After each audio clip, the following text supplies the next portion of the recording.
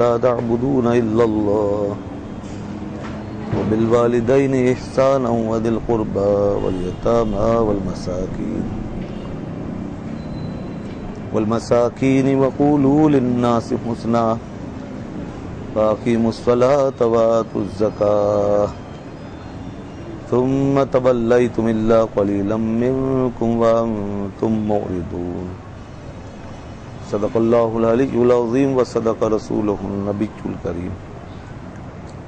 درود پاک اللہم صلی علی سیدنا و مولانا محمد وعلی آل سیدنا و مولانا محمد وبارک وسلم وصلی علیہ صلاۃ و سلام علیک یا سیدی یا رسول اللہ وعلی آلک و اصحابک یا سیدی یا حبیب اللہ. ہندو صلات کی بعد یہ سورہ بقرہ آیت نمبر 83 ہے.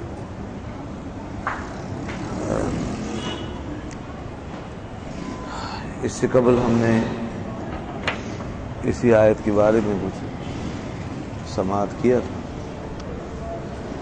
اور اس آیت میں جو احکام اور جو مسائل بیان فرمائے گئے ہیں اس سے متعلق کچھ ابتدائی باتیں گوش گزار کی گئی. اس میں کئی چیزوں کا ذکر آیا. اللہ نے اپنے حقوق کا ذکر فرمایا، اپنے بندوں کے حقوق یاد دلائے. بندوں میں جو خاص خاص لوگ ہیں ان کی کیٹیگری بیان کی اور اپنی نماز اور اپنی زکوٰۃ کا ہم حکم دیں.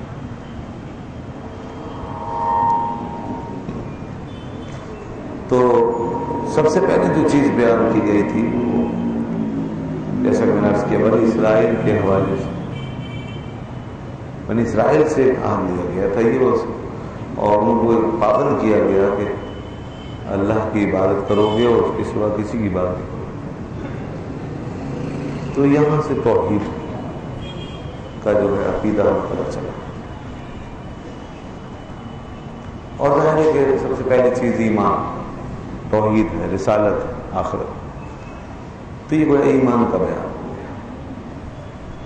یہاں صرف توحید ہی مقصود نہیں ہے بلکہ اس کے ساتھ رسالت پر، نبوت پہ اور اللہ کی کتابوں پر اور آخرت پر تمام ضروری چیزوں پہ ایمان لانا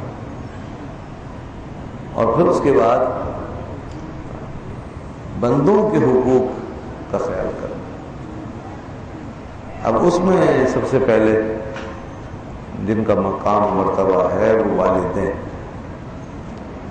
والدین کے بارے میں گزشتہ درس میں نے عرض کیا کہ والدین کا مقام کیا ہے. والدین کو اتنی اہمیت دی گئی کہ اللہ نے اپنی توحید کے بعد فوراً والدین کے حقوق کا ذکر فرمایا اور ہر ایک کے لیے لازم کیا کہ وہ اپنے ماں باپ کے ساتھ احسان کرے، اچھا سلوک کرے. اور ماں باپ کے بعد پھر باری آتی ہے رشتہ داروں کی، اعزاء کی، اقرباء کی. انسان کے پھر عزیز بھی ہوتے ہیں، رشتہ دار بھی ہوتے ہیں، اقارب بھی ہوتے ہیں. ظاہر ہے ان کے ساتھ کس طرح رہنا ہے، اپنی مرضی سے اور لڑائی جھگڑے کے ساتھ، اختلافات کے ساتھ، ان کی توہین تذلیل کے ساتھ. تو اگر اس طریقے سے چلنا ہوگا تو پھر تو انسان کوئی اچھا معاشرہ نہیں بنا سکتا. انسان نہ اچھا گھر بنا سکتا ہے نہ اچھا ماحول. اور ایسے ماحول میں پلنے بڑھنے والے لوگ وہ اچھی ذہنیت کے حامل نہیں ہو سکتے. جن گھروں میں، خاندانوں میں، رشتہ داروں میں آپس میں لڑائیاں ہوتی ہوں، ناچاکیاں ہوتی ہوں، دوریاں پڑی ہوئی ہوں، ایک دوسرے کی عزت نہ ہو، تو وہاں سے جو درس ملتا ہے بچوں کو وہ بڑا خراب ہے، بہت منفی. ایسا بچہ پھر باہر بھی کسی کا لحاظ نہیں کرے گا، وہ کسی کا ادب نہیں کرے گا، وہ کسی کو خاطر میں نہیں جائے گا. اس لیے کہ جو بھی اس نے گھر میں دیکھا آپس میں رشتہ داروں میں، پھر وہی کچھ وہ باہر بھی کرنے لگے گا. تو اس کا اثر گویا پھر پوری سوسائٹی میں پڑے گا، ساری نسل پر پڑے گا، اور یہ انسان جو ہے وہ بد سے بدتر ہوتے چلے جائیں گے، نسلیں بگڑتی چلے جائیں گی۔ اسی لیے ہمارے دین میں اس بات کی بڑی اہمیت ہے کہ رشتہ داروں کے ساتھ اچھا سلوک کرو۔ ماں باپ کے بعد سب سے اہم چیز پھر یہی کہ جو عزیز ہیں، اقارب ہیں، پہلے انہیں دیکھو، پھر اس کے بعد باہر کی دنیا کو دیکھو اور سمجھو، پہلے اپنے عزیزوں اور رشتہ داروں کو سمجھو۔ اس لیے فرمایا دل قربا، اسی کا نام صلہ رحمی ہے، اور صلہ رحمی کے حوالے سے اتنی باتیں ارشاد فرمائی گئی ہیں، اس قدر تاکید ہے کہ بیان نہیں کیا جا سکتا۔ اس پر ضخیم کتابیں لوگوں نے لکھ دی ہیں کہ ایک صفحوں میں اس کے بارے میں لکھا ہے، کتنی احادیث اللہ کے رسول صلی اللہ علیہ وسلم، بلکہ احادیث قدسی، اللہ تعالیٰ نے اس چیز کو پیدا فرمایا صلہ رحمی کو، تو فرمایا کہ جو تجھ سے جوڑے گا میں اس سے جوڑوں، اور جو تجھ سے قطع کرے گا میں اس سے قطع کروں۔ کیا مطلب؟ یعنی رشتے جوڑنے والے کے ساتھ خدا ہوتا ہے، اور رشتے توڑنے والے کے ساتھ خدا نہیں ہوتا۔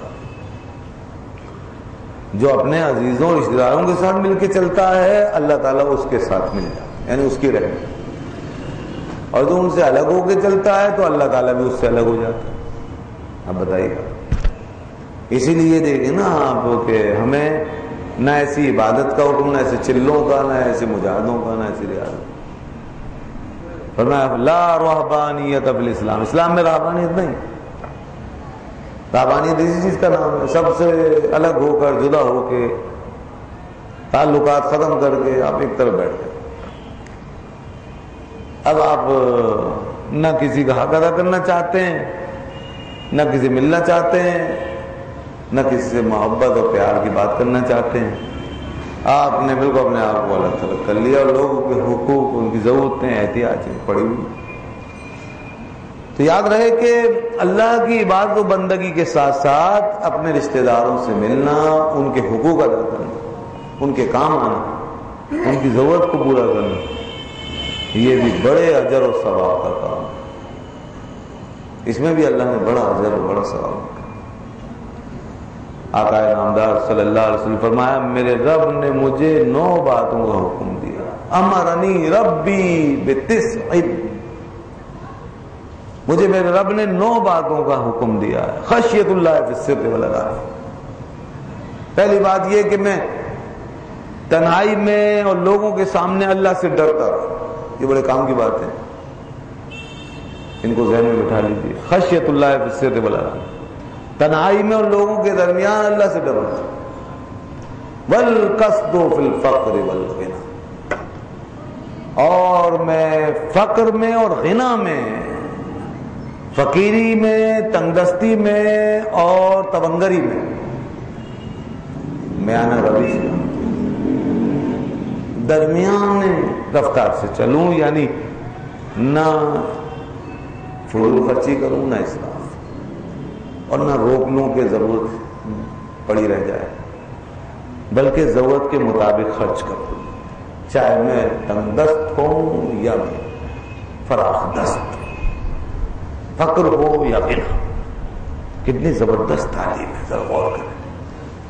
والعدل فی الغضب والرضا، اور فرمایا مجھے میرے رب نے حکم دیا ہے، تیسری بات یہ کہ میں چاہے کسی سے ناراض ہوں غضب کی حالت یا خوش، عدل سے کہوں، میں انصاف کروں، کسی کے ساتھ زیادتی نہ کروں۔ غصے میں، غیظ و غضب میں انسان وہ کسی کا بدلہ کسی سے لے لیتا ہے، کسی کا غصہ کسی پہ اتار لیتا ہے، حد سے آگے بڑھ جاتا ہے، اور زبان سے وہ کچھ بول دیتا ہے جو نہیں بولنا چاہیے، ہاتھوں سے وہ کچھ کر گزرتا ہے جو نہیں کرنا چاہیے۔ ایسی خوشی میں انسان پھر نوازتا ہے، دیتا ہے، تو پتہ چلا کسی کا اٹھا کسی کو دے دیا، اور ضرورت سے زیادہ بہا دیا، تو یہ دونوں چیزیں غلط۔ والعدل فی الغضب والرضا، کہ میں خوشی میں یا غضب کی حالت میں عدل سے کام، تین باتیں۔ اور فرمایا کہ وَأَنْ أَصِلَ مَنْ قَطَعَنِي، یہ آ گئی وہ بات جس کے لیے میں نے یہ حدیث بیان کی۔ اور میرے رب نے مجھے اس بات کا حکم دیا ہے کہ میں اس سے جوڑ کے رکھوں رشتہ داری کا معاملہ، کہ جو رشتہ دار مجھ سے قطع کرے، جو مجھ سے قطع کرے، جو مجھ سے کاٹے، جو مجھ سے توڑے میں اس سے جوڑوں، جو مجھ سے کاٹے میں اس سے ملوں، جو مجھ سے دور بھاگے میں اس کے نزدیک رہوں، جو مجھ سے قطع کرے میں اس سے ملاپ کروں۔ یہ میرے رب نے مجھے، ہم تو کہتے ہیں نا ارے جائے بھاڑ میں بھائی، ہوگا جناب کسی ترم خان کی اولاد، ہم کیوں ملے، بڑی ناک ہے بڑے نخرے ہیں، تو وہ نہیں آیا ٹھیک ہے ہم بھی نہیں جاتے۔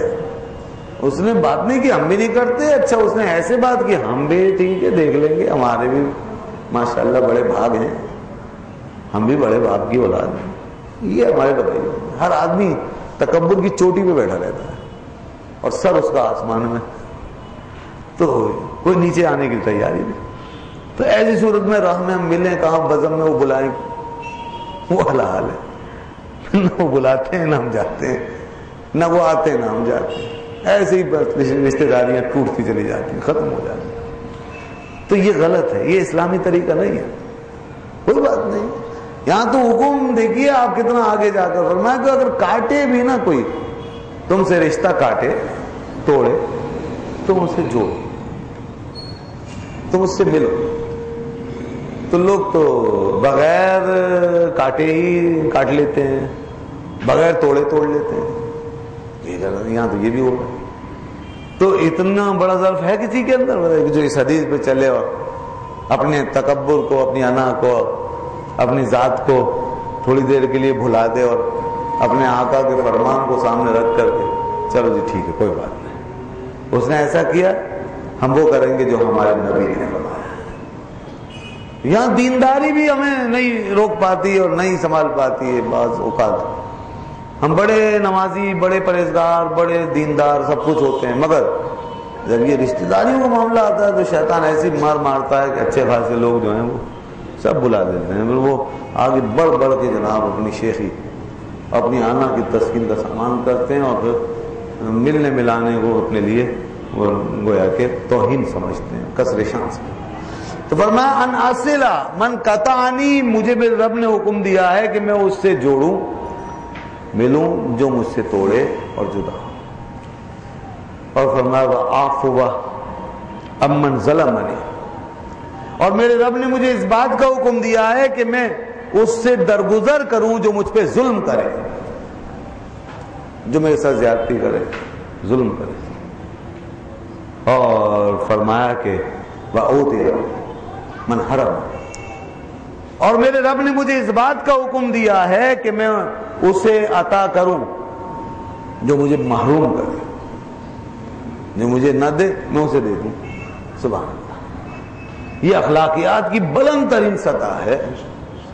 یہ وہ ٹٹ فار ٹیٹ والا معاملہ نہیں ہے کہ جو تم کرو گے ہم کریں گے، نہیں، انسان اپنے اخلاق پر قائم رہے، اپنی شان پر قائم، یہ ہے وہ چیز، اپنی سطح کو، اپنی پوزیشن کو سمجھو۔ حضرت ابوبکر صدیق رضی اللہ عنہ نے قسم ارشاد فرما دی تھی ایک موقع پر، جب کچھ لوگوں نے، منافقوں نے اور کچھ نادانوں نے ایک غلطی کی تھی، اور ام المومنین سیدہ بی بی عائشہ صدیقہ رضی اللہ عنہا کے بارے میں انہوں نے وہ تہمت والے کلمات ادا کیے، اور وہ ان میں کچھ لوگ وہ تھے جو آپ کے مرہون احسان تھے، آپ کے زیر کفالت تھے، آپ کے ہاتھوں سے جن کا وظیفہ پہنچتا تھا اور جن کی مدد ہوتی۔ آپ نے فرمایا انہوں نے، میں ان کے ساتھ کیا کرتا ہوں اور یہ میری بیٹی پر کس قسم کا الزام لگا رہے ہیں۔ تو آپ نے قسم ارشاد فرمائی کہ اب میں ان کی مدد نہیں کی۔ اللہ نے فرمایا نہیں اے ابوبکر ولا یأتل اولو الفضل منکم، تم میں جو فضیلت والے ہیں وہ ایسی قسم نہ کھایا کریں، فضل والے فرمایا نا، فضل والے. تو جو فضل والے ہیں وہ اپنے فضل پر قائم رہیں، جو کمال والے ہیں وہ اپنے کمال پر قائم رہیں. تو پھر آپ نے اپنی قسم پر کفارہ دی اور اپنا طریقہ عمل جاری رکھا. تو یاد رکھیے گا یہ بہت اہم بات ہے کہ انسان آگے بڑھ کے اچھے اخلاق اور اچھے عمل کا اور کردار کا اظہار کرے. فَإِذَا الَّذِي بَيْنَكَ وَبَيْنَهُ عَدَاوَةٌ اِدْفَعْ بِالَّتِي هِيَ أَحْسَنُ. فرمایا کہ جب کوئی برائی کرے تو اسے اچھے طریقے سے دور کرو. اِدْفَعْ بِالَّتِي هِيَ أَحْسَنُ، کس سے؟ احسن سے دور کرو. اس نے کیا ہے برا، تم احسن طریقہ اختیار کرو. وَجَادِلْهُمْ بِالَّتِي هِيَ أَحْسَنُ. جب اختلاف کرو، مجادلہ ہو تو اچھے طریقے سے، جو اچھا طریقہ، عمدہ، آپ کی شان نشان، وہ والا طریقہ اختیار کرو. یہ نہیں کہ اس نے گالی دی ہم بھی گالی بگائیں، اس نے بدتمیزی کی ہم بھی بدتمیزی کریں. بعض لوگ بڑے نادانے کہتے ہیں گدھے نے لات ماری ہے ہم گدھے کی لات ماریں گے. لو جی، یہ کہاں کی عقل مندی ہوئی؟ کتے نے ہمارے اوپر بھونکا ہے ہم بھی بھونکیں گے. کبھی ایسا ہوتا ہے کیا ہم اس کا جواب اسی طرح دیں گے؟ نہیں دیں گے. کیوں؟ اس لیے کہ ہم کہیں گے ہم انسان ہیں، وہ کتا ہے. تو اگر کوئی انسان جانور کی حد پہ اتر گیا ہے اور وہ آپ سے ایک سلوک کر رہا ہے تو آپ تو اس کی سطح پہ نہ جائیں نا، آپ اپنی سطح پہ رہیں. تو قرآن کہتا ہے ادفع باللتی ہی احسن فاذا الذی بینک وبینہ عداوۃ کانہ ولی حمیم. اگر تیرے اور اس کے درمیان عداوت ہوگی نا، دشمنی، تو اس حسن سلوک کی وجہ سے گویا کہ وہ گہرا دوست بن جائے گا تیرا. یہ ہوتا اکثر ہوتا ہے. کوئی بہت ہی بدبخت ہوگا جو اس قسم کے حسن سلوک کا اچھا اثر نہ لے، ورنہ آدمی کا دل ہے فوراً متاثر ہوتا ہے. اخلاق کی مار جو ہے نا وہ بڑی گہری ہوتی ہے. تو کتنی چیزیں ہو گئیں؟ 6 باتیں ہو گئی. فرمایا میرے رب نے مجھے حکم دیا ہے کہ میں اس سے جوڑوں جو مجھ سے توڑے، میں اس سے درگزر کروں جو مجھ پہ ظلم کرے، میں اسے عطا کروں جو مجھے محروم کرے. اور اس کے بعد فرمایا وَأَن يَكُونَ سَمْتِي فِكْرًا. اور میرے رب نے مجھے حکم دیا ہے کہ میں جب خاموش رہوں تو سوچا کروں، غور کیا کروں، فکر کیا کروں، خالی نہ رہوں. وَنُطْقِي ذِكْرًا. اور میرے رب نے مجھے حکم دیا ہے کہ جب میں بات کروں اور بولوں تو ذکر کروں، اللہ کا نام لوں یا خدا کی بات کروں یا جس بات سے وہ راضی ہے وہ بات کروں. جب بولوں تو وہ بات بولوں جو خدا کو پسند ہے. وَنَظَرِي عِبْرَةً. اور میرے رب نے مجھے حکم دیا ہے کہ جب میں دیکھوں تو سبق حاصل کروں، عبرت حاصل کروں لوگوں کے حالات سے، لوگوں کے ماحول سے. یہ ہیں 9 باتیں. یہ 9 باتیں کیا ہیں؟ یوں سمجھ لیجئے کہ پورے انسان کی تیاری ہے، سر سے لے کر پیر تک ایک مکمل انسان. نہ صرف انسان بلکہ اس کے آس پاس ماحول، اس کا معاشرہ، یہ سب کچھ تبدیل ہو جاتا ہے اگر ایک انسان 9 باتوں کو اپنا لے. سب کچھ تبدیل، اس کی سماجیات، اس کی معاشیات، اس کی اخلاقیات. سب آیا نہیں آیا؟ سماجیات بھی آ گئی، معاشیات بھی آ گئی، اخلاقیات بھی آ گئی، روحانیات بھی آ گئی، عرفانیات بھی آ گئی، سب آ گیا. تو یہ ہے جامعیت. اللہ کے احکام اس طرح نازل ہوئے ہیں. کیا کیا بتائیں، کیسی کیسی نادر باتیں ہیں. تو بہرحال آج ہم جو گفتگو کر رہے ہیں، حدیث میں تو بہت ساری چیزیں آئی ہیں، لیکن جو ایک بات ان 9 باتوں میں آئی ہمارے موضوع کے مطابق وہ یہ کہ لوگوں سے، رشتہ داروں سے جوڑو، ان سے مل کے چلو. بھائی آج کیا کرتے ہیں لوگ، بچوں کو ہم تعلیم دیتے ہیں، بیٹا ساری زندگی اس سے بات نہیں کری.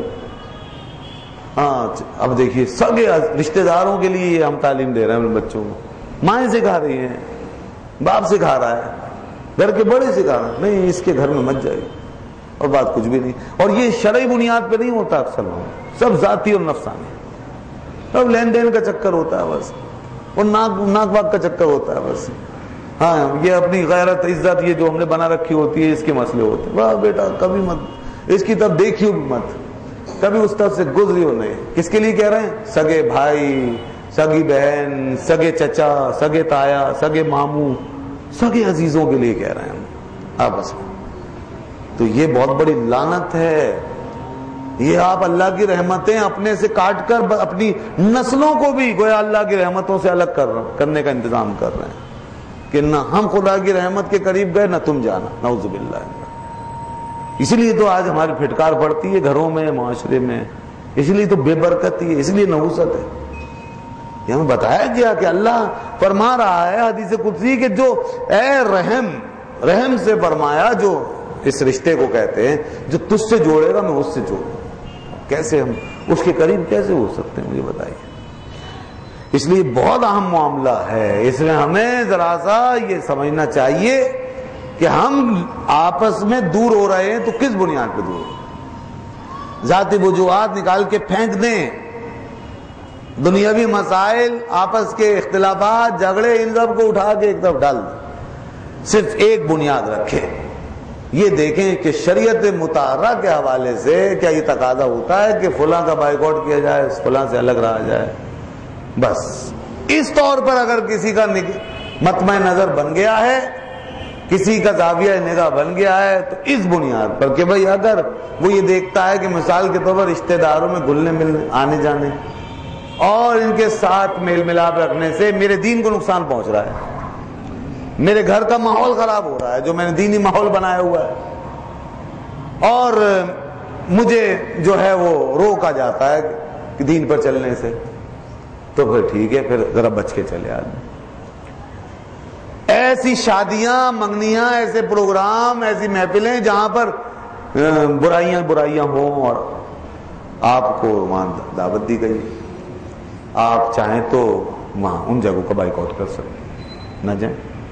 جیسا کہ آج کل گانے, فلمیں, مخلوط قسم کی بے پردگیوں کا ماحول اور کیا کیا ہو رہا ہے, تو آپ اس قسم کے ماحول سے الگ رہ سکتے ہیں, اپنے آپ کو دور رکھ سکتے ہیں, اپنے آپ کو بچا سکتے ہیں. تو جہاں پر کہ خطرہ ہے دینداری کو اور اللہ کی نافرمانی ہو جانے کا اندیشہ ہے, اس سے بچے. کیونکہ حدیث پاک میں لا طاعت لمخلوق فی معصیۃ الخالق, کسی مخلوق کی اطاعت نہیں ہے, اللہ کی نافرمانی. ہاں پھر چاہے وہ کچھ بھی کرے, یہ لیکن اس کا مطلب یہ نہیں, یہ صرف اپنے ڈیفینس اور بچاؤ کے لیے جو علیحدگی ہے وہ اس کی بات ہو رہی ہے. جہاں تک تعلق ہے ان کے ساتھ اس نے سلوک کرنے کا جب ضرورت پڑے, یہ نا, اگر انہیں ضرورت پڑے اور اگر وہ کہیں ملے اس بات, اس ماحول سے ہٹ کر جو غلط ماحول ہے گناہوں کا, گناہ آلود, اس سے ہٹ کر پھر کہیں تعلق واسطے کی بات ہے تو رکھے, ملیں. یہ تھوڑی کہ تو اپنے متکبر ہو جائیں اور سمجھیں کہ میں بڑا متقی پرہیزگار ہو گیا ہوں, یہ اس قابل ہی نہیں ہے کہ اس سے بات کی جائے. نہیں, پھر کہیں ایسا نہ ہو کہ یہ تقویٰ کا جو ہے آپ کا عمل یہ کہیں گلے کا پھندا بن جائے, پھر کہیں ایسا نہ ہو یہ چیز آپ کو متکبر بنا دے رشتہ داروں کے درمیان. تو یہ نہیں ہونا چاہیے. ان سے پھر دوسرے مواقع پر ملاقات, سلام دعا, علم ملا, اور اگر انہیں ضرورت ہے تو ان کی ضرورت کا پورا کرنا, احسان کرنا, مربت کرنا, یہ سب چیزیں, اور ان کو اذیت سے بچانا, کوئی اذیت نہ دی جائے. تو یہ صرف اس حد تک کہ جہاں برائی میں پڑنے کا خطرہ ہے, جہاں ماحول کا اثر آ جائے گا تو وہاں اپنے آپ کو دور کر لے, بس ٹھیک ہے. یہ ہے اس کے اندر تعلیم. تو اسی لیے والدین کا دیکھیے کتنا اہم مقام ہے. پہلے بھی عرض کر چکا ہوں کہ اگر وہ بھی یہ کہیں کہ بھئی یہ شریعت پر عمل نہ کرو, نعوذ باللہ, فلاں چیز پر مت کرو, فلاں کام, بہت سے فرائض واجبات جو ہمارے لازمی ہیں, بعض سنتیں ہمارے لیے بہت اہم ہیں, موقدہ, تو ان پر تو عمل کیا جائے گا. ہاں کبھی کبھی سنت کے معاملے میں والدین جب اصرار کر رہے ہیں اور ہم دیکھ رہے ہیں کہ بہت ٹینشن اور کشیدگی پیدا ہو رہی ہے, تو سنت کے عمل میں تاخیر کی جا سکتی ہے, اسے ترک کیا جا سکتا ہے, کبھی کبھی اسے چھوڑا جا سکتا ہے. موقدہ کے حوالے سے عرض کر رہا ہوں, غیر موقدہ کا تو کوئی معاملہ ہی نہیں ہے, نوافل کا تو کوئی معاملہ ہی نہیں. والدین اگر راضی نہیں ہیں اور نہیں ٹائم دینا چاہتے ہو، نہیں ہے وہ اس بات سے خوش کہ بچہ ہر وقت نفل پڑھے یا کوئی اور اس طرح کے مستحبات اور غیر موقدہ معاملات ان پہ والدین نہیں پسند کر رہے، تو ان کی رضا اور خوشنودی کے لیے ایسی چیزیں چھوڑی جا سکتی ہیں۔ جی ہاں، اس لیے کہ ماں باپ کی رضا مندی کی بڑی اہمیت ہے۔ اب یہ ان کا حکم شریعت سے ٹکرا نہیں رہا۔ اب ہم مثال کے طور پر ایک ہمارا طریقہ ہے چلنے کا، ایک وہ بتا رہے ہیں کہ بھئی یوں کر لو اور کہیں بھی گناہ نہیں ہے، تو جیسے والدین کہہ رہے ہیں ویسے کر لو، اگر گناہ نہیں ہے تو، اگر گناہ نہیں ہے تو وہ کام کر لو جیسے والدین کہہ رہے ہیں، ان کو ناراض نہ کرو، ان کا دل نہ توڑو، اس بات پہ چھوٹی چھوٹی باتوں پہ اصرار مت کرو، نہیں جی میں تو انہی چھوٹی چھوٹی چیزوں پہ چلوں گا چاہے تمہارا دل جلے یا کچھ بھی ہو، مجھے تو ہمیں ہمارے شیخ نے بتایا ہے، ہمارے بزرگ نے بتایا ہے، ہمارے استاد نے بتایا ہے، ہمارے فلاں حضرت نے بتایا۔ نہیں، یہاں وہ حضرت شیخ بزرگ اپنی جگہ، لیکن والدین کا مقام اپنی جگہ ہے۔ والدین کی بھی اہمیت کو سمجھو، اور شریعت پر عمل کرنے کے لیے سب کچھ ہے، تو شریعت کے تقاضوں کو سنو سمجھو کہ شریعت کیا کہتی ہے۔ یہ ہے معاملہ، یہ بہت نازک معاملہ ہے۔ بعض لوگ بچے ہمارے، ان کی کس طرح کی تربیت ہوتی ہے کہ مستحبات کے پیچھے گھروں میں جھگڑتے ہیں، مستحبات کے پیچھے، اور والدین سخت کوفت اور بیزاری کا اظہار کرتے ہیں اور پریشان ہو جاتے ہیں کہ کیا کریں، بچہ باز نہیں آتا اور ہمارے لیے پریشانی، تو ان کا اپنا مزاج نہیں بنا ہوا ہوتا، اس لیے یہ بڑا مسئلہ ہے۔ میں نے اس لیے وضاحت کر دی اس بات کی۔ فرائض و واجبات میں کسی کی تقلید اور کسی کی تعمیل نہیں ہوگی، کسی سے کمپرومائز نہیں۔ ہاں، مستحبات میں اور سنن زوائد وغیرہ میں والدین کے حکم کو فوقیت دی جائے گی۔ دیکھیں نا حضرت اویس کرنی کی ہم بات کرتے ہیں، ان کا کتنا بڑا مشہور واقعہ، مگر اس سے کبھی ہم سبق نہیں سیکھتے کہ وہ ماں نے کہا تھا بیٹا بس مسجد سے ہی ہو کر آنا ہے، تو وہ آئے گئے وہاں تک پہنچے، مگر حضور اس وقت وہاں تشریف فرما نہیں تھے مسجد میں، تو ماں نے کہا تھا مسجد سے ہو کے آ جانا، تو مسجد سے ہو کے آ گئے، زیارت کے لیے رکے نہیں۔ یہ مشہور واقعہ ہے، کتابوں میں لکھا گیا ہے، لوگ بیان کرتے ہیں۔ کیا پتہ چلا اس لیے کہ زیارت کرنا اگرچہ بہت بڑا شرف تھا، زیارت بہت بڑا شرف تھا، اس میں کوئی شک نہیں، کتنا بڑا مقام تھا جو ان کا انتظار کر رہا تھا صحابی، لیکن فرض تو نہیں تھا نا، واجب تو نہیں تھا نا ان کے لیے، فرض تو نہیں تھا، تو اس لیے ماں کے حکم کو پیش نظر رکھتے ہوئے وہ آ گئے وہاں سے۔ دیکھیے یہ ہم سناتے ہیں، بیان کرتے ہیں، اس کے اندر ماں کے حکم کی اہمیت کا پتہ چل رہا ہے۔ اگر یہ واقعہ صحیح ہے تو بیان کیا جاتا ہے، بہرحال میں نے تو عام طور پہ بیان نہیں کیا، لیکن بہت سی کتابوں میں اور لوگوں کے بعض میں تقریروں میں گفتگو میں آتا ہے، تو اس کے اندر والی یہ مسئلہ پتہ چلتا ہے۔ بعض اصحاب آئے حاضر خدمت ہوتے، یا رسول اللہ صلی اللہ علیہ وسلم میں جہاد پہ جانا چاہتا ہوں، فرمایا تیری ماں زندہ ہے؟ جی حضور میری ماں زندہ۔ فرمایا ان کی خدمت کرو، یہی جہاد ہے۔ ایسا بھی ہوا۔ تو بہرحال اس پر کتنی احادیث ہیں، تو میں یہ عرض کر رہا تھا وذل قربا، رشتہ داروں کا جو حق ہے وہ ادا کرنا ہے۔ کیا حق ہے رشتہ داروں کا؟ اب ذرا یہ سنیے، سب سے پہلے کون سا حق ہے؟ سب سے پہلا حق یہ ہے کہ ان کو اذیت نہیں دینی۔ اذیت کسی بھی مسلمان کو دیں حرام ہے، حرام ہے، اور رشتہ داروں کو اذیت دی تو ڈبل حرام ہے، 2 گنا حرام، زیادہ گنا ہے، یاد رکھیے۔ پہلا حق یہ کہ ان کو اذیت نہیں دیں۔ اب اذیت جو ہے ہاتھ سے بھی ہو سکتی ہے، اذیت فزیکلی بھی ہو سکتی ہے، اسپریچولی بھی ہو سکتی ہے، اور مینٹل لیول پر بھی ہو سکتی ہے، تو کسی بھی سطح پہ ذہنی، روحانی، قلبی اور جسمانی کوئی اذیت ہونا۔ اب بہت سی برائیاں کرتے ہیں نا رشتہ داروں کی، ان کے بارے میں کیا کیا کہتے ہیں، تو یہ ظاہر ہے کہ غلط بات ہے، غیبتیں کرتے ہیں غلط ہے، ستاتے ہیں، مارتے ہیں، خواہ مخواہ دکھ پہنچاتے ہیں غلط، حرام۔ اور پھر اس کے بعد اگر یہ رشتہ دار ہمارے محتاج ہو جائیں اور ہمارے پاس وسائل ہوں تو ان کی مدد کرنا لازمی ہے، ضروری ہے، مدد کریں۔ اگر ہماری جسمانی مدد کی ضرورت ہے تو جسمانی مدد کریں گے، اگر ہماری مالی مدد کی ضرورت ہے مالی مدد کریں، جو بھی ان کی ضرورت، وہ ضرورت جس کے بغیر ان کا گزار نہیں۔ مثال کے تو کھانے کے لیے کچھ نہیں ہے، پہننے کے لیے کچھ نہیں ہے. کیا یہ ہم گوارا کریں گے؟ کسی عام مسلمان کے لیے بھی انسان برداشت نہیں کر سکتا. ایک درد رکھنے والا دل تو ایک کتے کو بھی پیاسا تڑپتا ہوا نہیں دیکھ سکتا. رشتہ دار کی تو بڑی بات کہ کسی کے گھر میں عزیز کے 2 وقت کا چولہا نہ جل رہا اور ہم مزے سے کھائیں پییں اور دنیا کی دولت ڈھیر کر کے رکھی ہوئی ہو اور ہم اس کے پاس نہ پہنچے. یہ کتنی عجیب بات ہے. لیکن آج ہو رہا ہے یہ سب کچھ. یا وہ بیمار ہے اور علاج کے لیے پیسے اس کے پاس نہیں اور ہم اس کی کوئی مدد نہ کریں, حالانکہ کر سکتے ہیں. تو دوستو یہ بہت اہم بات ہے. اس حوالے سے ہمیں رشتہ داروں کی مدد ہمارے لیے لازم ہو جاتی ہے, ضروری ہو جاتی ہے. کون سے رشتہ دار ہیں جو پرائرٹی رکھتے ہیں, جن کو ترجیح حاصل ہے اور جو مقدم ہیں بعض پر. اب یہ بھی ترتیب ذرا ذہن میں رکھیے. ماں باپ کے بعد سب سے پہلے جو مقدم حق ہے رشتہ داروں میں وہ ان کا ہے جن کے اندر ماں باپ دونوں شریک ہوتے ہیں, جو ماں باپ دونوں کی طرف سے ہمارے رشتہ دار بن جاتے ہیں. اور وہ کون ہیں؟ بھائی بہن, ہمارے سگے بھائی بہن. یہ ہماری ماں سے بھی تعلق رکھتے ہیں, ہمارے باپ سے. سب سے پہلے حق ہے بھائی بہنوں کا. اگر بھائی بہن محتاج ہیں, ضرورت مند ہیں, تو ان کی کفالت کرو, ان کی طرف دیکھو. یہاں تک کہ زکوٰۃ صدقات وغیرہ کے سلسلے میں بھی بھائی بہنوں کو دیا جا سکتا ہے اگر وہ ضرورت مند ہیں. اور بہتر یہی ہے اگر انہیں ضرورت ہے انہیں دیں, باہر دینے کے بجائے پہلے انہیں دیکھیں. دے سکتے ہیں, بہت مسئلہ پوچھتے ہیں بعض لوگ, تو بھائی بہنوں کو دے سکتے ہیں. ماں باپ کو نہیں دے سکتے, بھائی بہنوں کو دے سکتے. بیوی بچوں کو نہیں دے سکتے, بھائی بہنوں کو دے سکتے.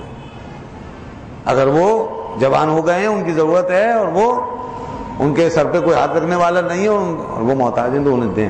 شادی شدہ خاص طور پہ اپنے گھروں میں ان کو. ضروری نہیں ہے کہ آپ بتا کر دیں, آپ انعام تحفہ یہ وہ ہدیہ نذرانہ جو بھی کہہ کر دینا چاہیں دے دیں. عیدی وغیرہ کا کہہ کر دے سکتے. ضروری نہیں ہے پیسہ دیں, کپڑا دے سکتے ہیں یا اناج دے سکتے ہیں, کھانا وغیرہ کا انتظام کر سکتے ہیں, یا علاج کی ضرورت ہے دوائیں خرید کر وہ پہنچا سکتے ہیں. تو یہ آپ اس حوالے سے سب سے پہلے حق ہے بھائی بہنوں کا. ٹھیک ہے جی. اس کے بعد پھر کون سے رشتہ دار آتے ہیں؟ پھر وہ رشتہ دار جو باپ کی طرف سے رشتہ دار, والد کی طرف سے, پھر ان کا حق ہے, ان کا حق مقدم ہے. اس میں آپ کے چچا ہے, تایا ہے, پھوپھی ہے, یہ آتے ہیں. پھر ان کا حق پھر مقدم ہے. اور پھر اس کے بعد پھر جو ماں کی طرف سے آپ کے ہمارے رشتہ دار ہوتے ہیں, اس میں ہمارے ماموں ہیں, ہماری خالہ ہے, ماں کا بھائی ہے, ماں کی بہن ہے, یہ رشتہ دار ہیں, ان کا حق ہے. پھر یہ ذوی الارحام ہیں, یہ ذوی القربہ ہیں, جن کے لیے قرآن نے حکم دیا ہے کہ ان کے ساتھ تمہیں احسان کرنا ہے, شفقت کرنی ہے. ان کے ساتھ یہ جو میں نے ابھی بتایا ہے کہ جو صلہ رحمی ہے یہ فرض ہے, ان کے ساتھ فرض ہے, لازمی ہے. ان کے ساتھ جوڑ کے رکھنا یہ ان کا بڑا اہم مقام ہے, یاد رکھیے گا. تو یہ ہیں وہ اعزاء, ان کے ساتھ کرنا ہے. اس کے بعد پھر آتے ہیں ان کے اولادیں جو ہیں, چچا زاد, تایا زاد, ماموں زاد, پھوپھی زاد, پھر ان کی اولادیں. ان کے جو حقوق ہیں وہ ان سے کم ہیں, وہ ان سے کم. ان کے لیے یہ ہے کہ آپ ان کو اذیت نہ دیں, ستائیں نہیں, لیکن ان کی مدد موافقت یہ آپ کے لیے فرض نہیں ہے, لازم نہیں ہے. آپ اذیت نہ دیں. یہ جو میں نے پہلی کیٹیگری بتائی ہے, بھائی بہن اور والد کی طرف سے اور والدہ کی طرف سے, یہ آپ کے لیے وہ ہیں جن کے ساتھ آپ کو اس میں سلوک کرنا ہے, مربت کرنی ہے, احسان کرنا ہے, صلہ رحمی کرنی ہے, ان کی مدد کرنی ہے, ان سے جوڑ کے رکھنا ہے, لازمی ہے. ٹھیک ہے. اور پھر اس کے بعد جو ہیں جو آتے ہیں ان کو اپنی اذیت سے بچا کے رکھنا ہے, اور اگر انہیں ضرورت پڑے تو آپ کو اللہ نے توفیق دی ہے تو ان کی مدد بھی کریں. بہت اچھی بات ہے, مدد کریں, ان کے کام آئیں, اچھی بات ہے. ٹھیک ہے جی.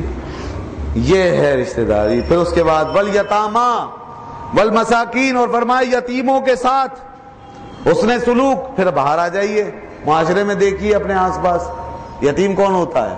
جس کا باپ بچپن میں نابالغی کی عمر میں فوت ہو گیا، وہ بچہ یا بچی وہ یتیم، بالغ ہو جاتے ہیں پھر یتیمی ختم ہو جاتی ہے. لا یتما بعد البلوغ، حدیث میں فرمایا بالغ ہونے کے بعد یتیمی ختم، اس سے پہلے پہلے اس عورفن اور یتیم بچے کے ساتھ جو کر سکتے ہو کرو. اگر کسی نے یتیم کی کفالت کر لی تو فرمایا انا وکافل الیتیم کا ہاتھین، دونوں انگلیاں ملا کے رسول اکرم صلی اللہ علیہ وسلم فرمایا کہ قیامت کے دن میں اور یتیم کی کفالت کرنے والا ایسے ہوں گے، میں اسے اس طرح اپنے دامن سے ملا. اور میں آپ کی خدمت میں عرض کروں، یہ ہم جب انگلی ملاتے ہیں نا تو ہماری ایک انگلی چھوٹی ہے اور ایک بڑی ہے، تو دونوں برابر نہیں ہوتے، فرق آتا ہے. لیکن اللہ کے رسول صلی اللہ علیہ وسلم جب دونوں انگلیاں ملاتے تھے دونوں برابر ہوتے تھے، آپ کی دونوں انگلیاں برابر ہوتی تھیں، تو فرق بھی ختم ہو جاتا ہے جو ہماری انگلی میں نظر آتا ہے. تو یاد رکھیے گا، فرمایا ایسے ہوں گے دونوں برابر انگلیاں، بالکل اوپر سے نیچے سے. تو یہ ہے یتیم کی مدد و کفالت کا صلہ. اور فرمایا اگر کوئی یتیم کے اوپر اس کے سر پہ ہاتھ پھیر دے، جتنے بال اس کے سر کے اوپر ہیں اتنی نیکیاں آپ کے نامہ میں لکھی جائیں. بس ہاتھ پھیرنے کا یہ ثواب بتائیے. کوئی یہ نہ سوچے کہ اگر اس کے سر پہ بال ہی نہ ہو تو پھر کیا کریں، تو بال اگنے کی جگہ تو ہوگی، آپ کیوں فکر کرتے ہیں؟ بال نہیں ہوں گے تو جگہ ہوگی، سوراخ ہوں گے، مسام ہوں گے جہاں سے بال نکلتے، اس کے برابر نیکی تو کہیں نہیں گئی انشاءاللہ. جیسے آپ صلی اللہ علیہ وسلم بکل شعرۃ حسنہ، قربانی کرو ہر بال کے بدلے میں ایک نیکی ہے. صحابہ نے عرض کیا یا رسول اللہ فما بالصوف، اون کے بارے میں کیا ہو؟ بال کا تو آپ نے ارشاد فرمایا، اون کا فرمایا اون کے حوالے سے بھی یہی ہے، اون کے ہر سرے کے برابر ایک نیکی ملے گی، جتنے اس کے وہ ہوں گے نا دھاگے یا کیا ریشے، اس کے برابر نیکی ملے گی. تو بہرحال اگر بال ہیں تو ٹھیک ہے، اور نہیں ہے تو بھی کوئی مسئلہ نہیں ہے. تو یہ ہے نیکی یتیم کے سر پر ہاتھ پھیرنے کے حوالے سے. تو یہ ہمارے یہاں تعلیم دیکھیے آپ، کیسا انسان پرور دین ہے ہمارا. اور نبی پاک صلی اللہ علیہ وسلم کا سلوک، آپ کا حسن اخلاق. میں بھی آگے عرض کرتا ہوں کہ دعوت اسلام کو عام کرنے سے پہلے بھی آپ کے اخلاقیات کی شان کیا تھی. اس کے بعد پھر فرمایا والمساکین، اور مسکینوں کے ساتھ حسن سلوک، احسان، اور ان کے ساتھ ہمدردی. مسکین کون؟ وہ بیچارے غریب فقیر جن کے گھر میں کچھ نہ ہو، مسکین ہیں، فقیر ہیں، غربا ہیں. تو بھائی ان کا خیال اس امت کے لیے، لوگوں کے لیے. ویسے تو ظاہر ہے کہ یہ سب ذمہ داری ایک اجتماعی نظام کے حوالے سے ہمارے اداروں کی ہے جو سرکاری اور حکومتی سرپرستی میں کار فرما چل رہے ہیں. لیکن اگر آپ کے حصے میں یہ سعادت آ جاتی ہے اور آپ اپنے جیب سے اپنے مال سے خرچ کر کے کسی کی مدد کر لیتے ہیں، بہت اچھی بات ہے. ہمارے یہاں تو اس قسم کی مثالیں بھری پڑی ہیں ماشاءاللہ کے ادارے. تو وہاں تو جو کچھ حال ہے وہ تو ہم دیکھ ہی رہے ہیں. وہاں تو امیر جائے غریب ہو جائے بیچارہ، ان کا غریب بیچارہ کیا پائے گا؟ وہاں تو اچھا خاصا جائے معذور ہو کے واپس آئے. تو یہ تو اداروں کا حال ہے. ہاں اللہ نے ایسے ایسے بندے ضرور ہمارے اندر پیدا کیے ہیں، بڑے بڑے دل ہیں لوگ ہیں، بڑے مخیل لوگ. پتہ نہیں ان کے ہاتھوں سے لاکھوں کروڑوں کتنا خرچ ہوتا ہے اور کتنے غریب پلتے ہیں. ایسے ایسے لوگ ہیں، اللہ نے دیا ان کو اور اس کی برکت بھی انہیں ملتی ہے، اور انشاءاللہ آخرت میں بھی ان کے لیے بڑا اجر و ثواب. کتنے ویلفیئر کے ادارے چل رہے ہیں ہمارے یہاں، دیکھیں آپ، سب وہ اس میں غیر سرکاری، ٹھیک ہے نا، نان گورنمنٹل جو ہے بنیاد پر، وہ سرکاری نہیں ہے نہ سیاسی ہے، صرف رفائی ہے. تو یہ سب آپ جیسے مخیر حضرات ہی کی وجہ سے ممکن ہوتا ہے. تو بہرحال یہ ہے اسلام کے اندر تعلیم کے ماں باپ، رشتہ دار، پھر آپ آ جائیں باہر یتیموں، مسکینوں، ضرورت مندوں کے لیے جو کچھ آپ کر سکتے ہیں کریں. ایسی آفات میں، مصیبتوں میں، زلزلوں میں، آندھیوں میں، طوفان میں، سیلابوں میں کتنی ضرورت پیدا ہو جاتی ہے ایک دم سے. جس کو اللہ نے توفیق دیا آگے بڑھے، مدد کرنے والے، اور کرتے ہیں کرنے والے. تو میں عرض کر رہا تھا کہ نبی پاک صلی اللہ علیہ وسلم کے اپنا جو عمل اور کردار ہمیں نظر آتا ہے، اس میں دیکھیے آپ کہ لوگوں نے کہا کہ ہم نے بارگاہ رسالت سے سوائے کلمہ طیبہ کے اندر لا کے علاوہ کبھی کسی اور جگہ لا نہیں سنا کہ کسی نے مانگا ہو اور حضور نے فرمایا کہ میں نہیں دیتا. کبھی نہیں فرمایا. تیری بارگاہ میں سنتا ہی نہیں مانگنے والا, نہیں سنتا ہی نہیں مانگنے والا تیرا, نہیں سنتا ہی نہیں, یعنی نہیں کی آواز کبھی نہیں آئی. یہ آپ کی شان. حضرت ابو طالب اس وقت جب آپ کا بچپن تھا, اندازہ کریں کہ وہ چہرے مبارک کے انوار, وہ تجلیات, وہ عادتیں کریمانہ, وہ مشفقانہ, انسانیت کا احترام, لوگوں کا ادب, شرم, حیا کی باتیں اس طرح آپ کی سیرت میں, شخصیت میں, آپ کی ذات میں, وجود میں اللہ نے داخل فرما دی تھی کہ بچپن سے یہ ساری باتیں دنیا کو نظر آتی تھی. اس لیے جب قحط پڑا تو حضرت ابو طالب نے آپ کو اٹھایا اور کعبے کی دیوار سے لگا دیا, اور اللہ کی بارگاہ میں جب وسیلہ پیش کیا تو ان الفاظ سے وَأَبْيَضُ بِوَجْهِهِ وَأَبْيَضُ بِوَجْهِهِ يُسْتَسْقَى الْغَمَامُ بِوَجْهِهِ وَأَبْيَضُ يُسْتَسْقَى الْغَمَامُ بِوَجْهِهِ ثِمَارُ الْيَتَامَى عِصْمَةٌ لِلْأَرَامِلِ.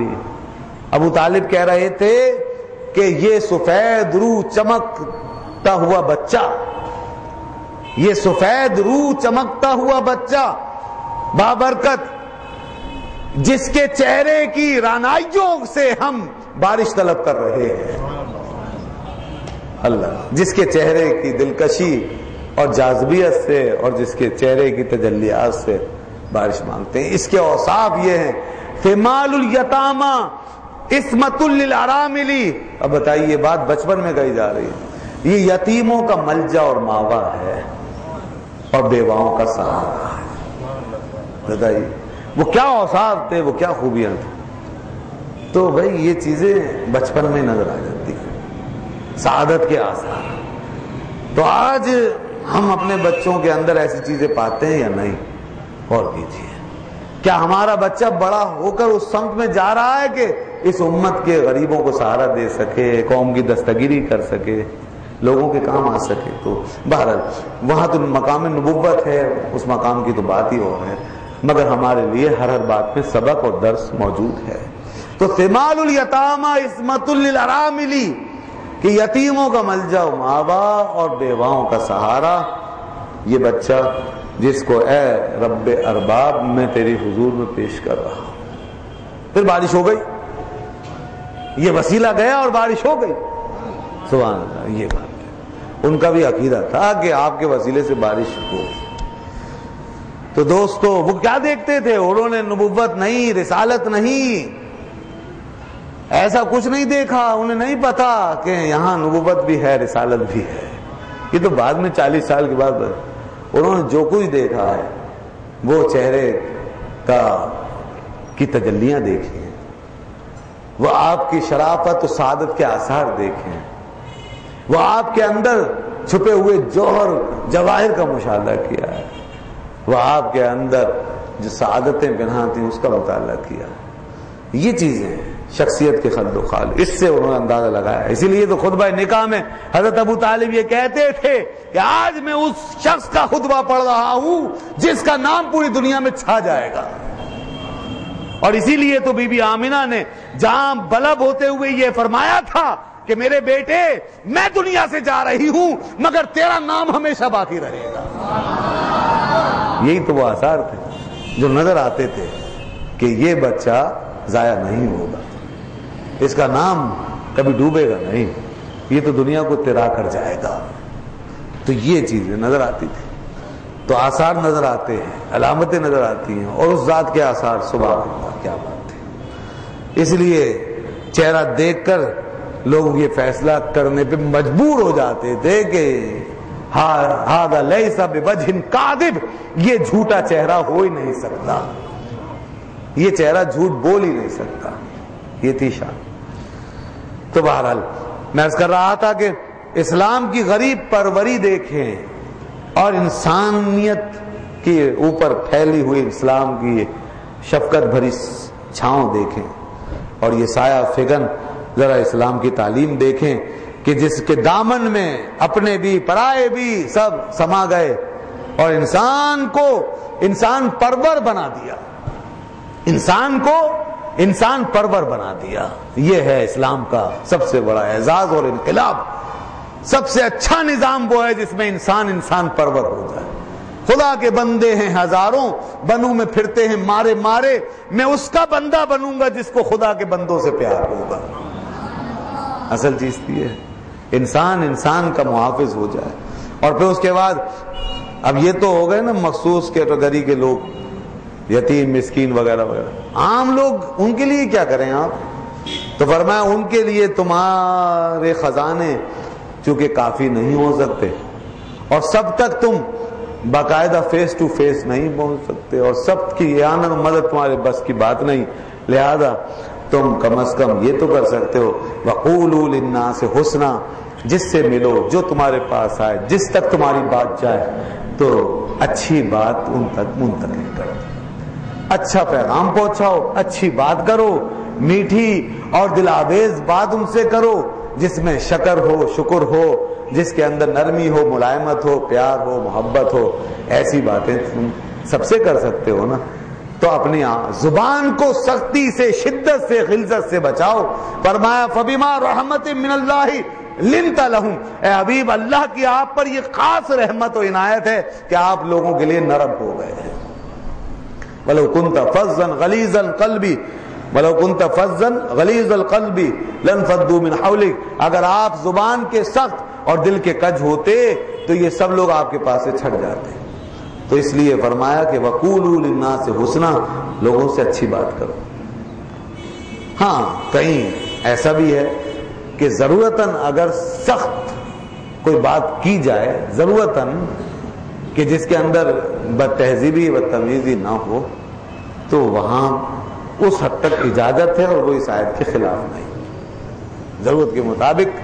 جیسے کہ بڑا اپنے چھوٹے کو ڈانٹ سکتا ہے، استاد شاگرد کو ڈانٹ سکتا ہے، سختی سے روک سکتا ہے، اس میں کوئی حرج نہیں، کیونکہ قرآن مجید کی ساری آیتوں کو سامنے رکھیں۔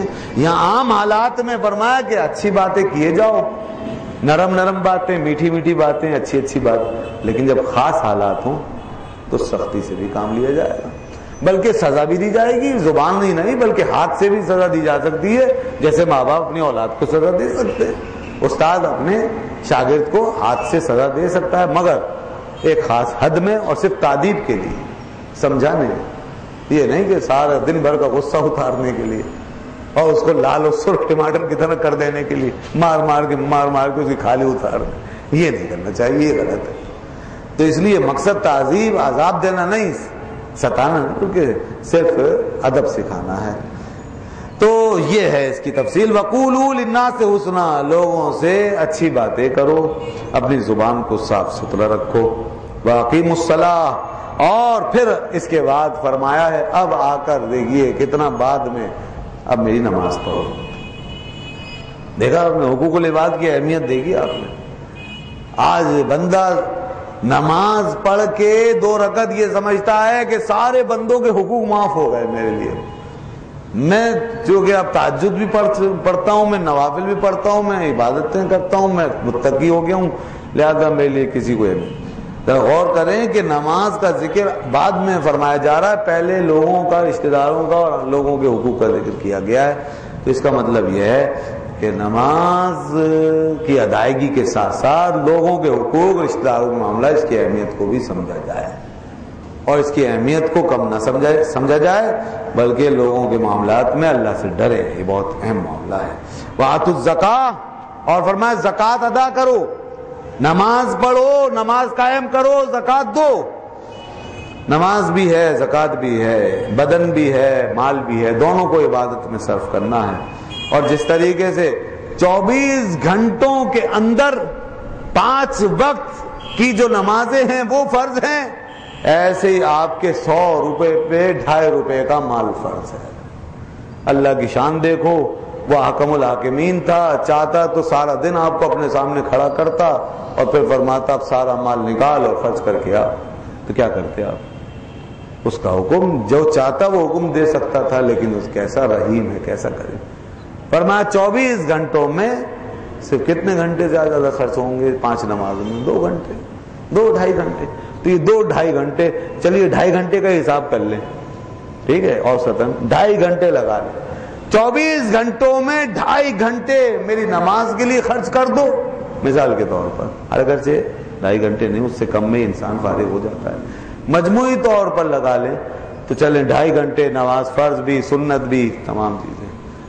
تو 24 گھنٹوں میں 2.5 گھنٹے میری عبادت نماز کے لیے لگا لو اور 100 روپے میں 2.5 روپے میری زکوٰۃ کے لیے نکال دو. تو یہ ہے وہ حکم جس میں ہماری کتنی رعایت کی گئی ہے. تو اس کے بعد پھر فرمایا ثم تولیتم الا قلیلا منکم انتم معرضون. پھر تم پلٹ گئے، تم پھر گئے، یعنی بنی اسرائیل سے کہا جا رہا ہے تم پھر گئے پھر اس عہد سے، الا قلیلا منکم، مگر تمہارے تھوڑے سے لوگ رہ گئے جنہوں نے عمل کیا. وانتم معرضون، اور بات یہ ہے کہ تمہارے اندر اعراض گھس گیا تھا، تم عمل کرنا ہی نہیں چاہتے تھے. دوستو جو لوگ عمل کرنا نہیں چاہتے وہی پھر جاتے ہیں اور وہی اللہ کے احکام سے منہ موڑتے ہیں اور انہی کی توفیق سلب ہوتی ہے. اور جو ارادہ کر لے اور اللہ کا بندہ بننا چاہے اور اپنے آپ کو سدھارنا چاہے تو پھر اسے توفیق ملتی ہے اور وہ آگے بڑھتا ہے اور عمل کرتا ہے. بنی اسرائیل کا جو کچھ حال تھا وہی آج ہمارا حال ہے.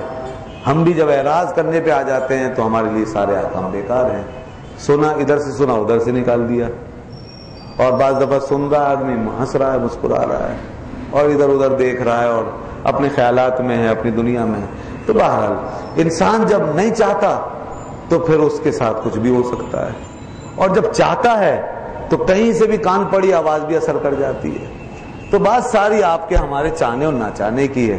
جو چیز ہم چاہتے ہیں وہ ہمارے قریب ہو جاتی ہے، جو نہیں چاہتے وہ ہم سے دور چلے جاتی ہے. اتنی مقدس کتاب بھی ہمارے قریب نہیں آتی اگر ہم نہیں چاہتے، اور اگر ہم چاہتے ہیں تو پھر قرآن کی ایک ایک آیت پر ہم کس طرح غور کرتے چلے جاتے ہیں اور سنجیدگی ہمارے اندر بڑھتی چلی جاتی ہے. یہ سب ہمارے اپنے اس پر دھیان اور توجہ اور اپنے ارادے پر ہے. تو فرمایا وانتم معرضون، تم تھے اعراض کرنے والے، تمہیں اس کی فکر اور پرواہ تھی نہیں، تم مذاق کرنا چاہتے تھے، تم اس کو غیر اہم سمجھتے تھے، تمہارا ارادہ ہی نہیں تھا کہ تم عمل کرو، لہذا تم نے یہ چاہا، ارادہ نہیں کیا تو تم پھر گئے. تولوا، تم پھر گئے اور پھر تم سے عمل کی سعادت چھن گئی. تو دوستو آئیے ہم بنی اسرائیل نہ بنے، ہم امت محمدیہ صلی اللہ علیہ وسلم کے ان افراد میں کھڑے ہونے کی کوشش کریں جو اللہ سے بھاگنے والے نہیں بلکہ اس کی رحمت لوٹنے والے ہوتے ہیں اور اس کی طرف بڑھنے والے ہوتے ہیں اور اپنی اصلاح کی فکر میں ہوتے ہیں. اللہ تعالی ہمارے حال زار کی اصلاح فرمائے اور ہمیں اپنی آیتوں کا فہم اور فراست عطا فرمائے. وآخر دعوانا الحمدللہ رب العالمین.